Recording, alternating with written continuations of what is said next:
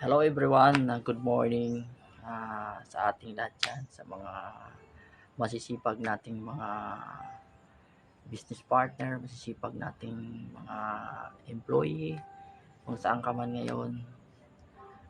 I hope na happy ka, masaya ka sa araw na to. Yun is mayroon lang akong topic sa inyo, yung may dalawang klaseng tao dito sa mundo, dito sa Pilipinas, or kahit saan man, di ba?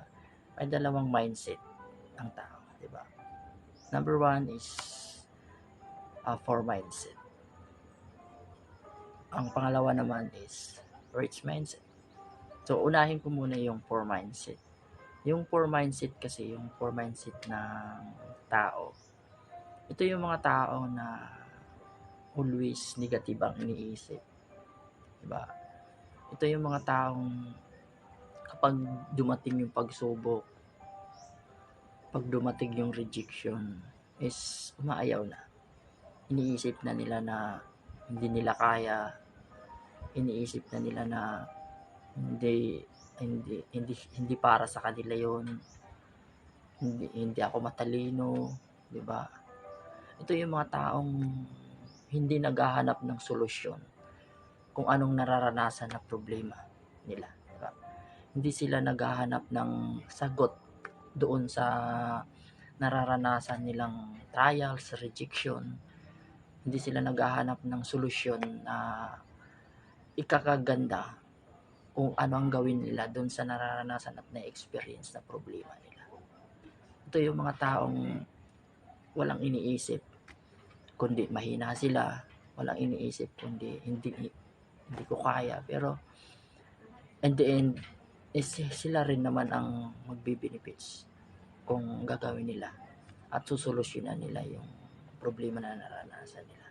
Ito yung mga taong iniisip na, sabi ko nga, is negative always.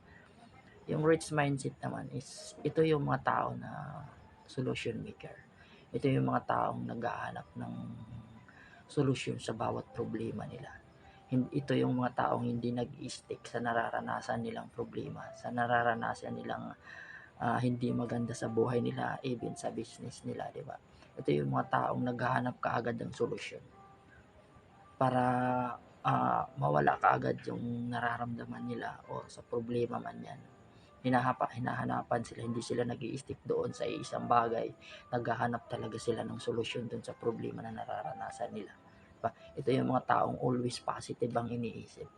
Kahit mahirap, kahit hindi kaya, kahit nahihirapan ka na, ang iniisip pa rin nila is positive pa rin dahil alam nila kapag gawa nila ng solusyon yung problema nila, kapag gawa nila ng solusyon yung nararanasan nila na hindi maganda sa kanila, at alam nila na makakaya nila at magtatagumpay nila.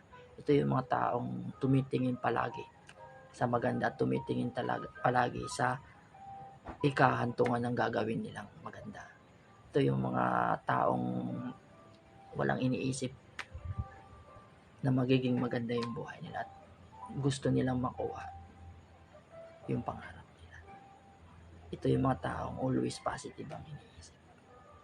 Yun is yun lang ang ibabahagi ko sa inyo. I hope may natutunan kayo. I hope na may napulot kayong aral. Yun, this is Rich Dad of OHP Community. Bye-bye. Thank you.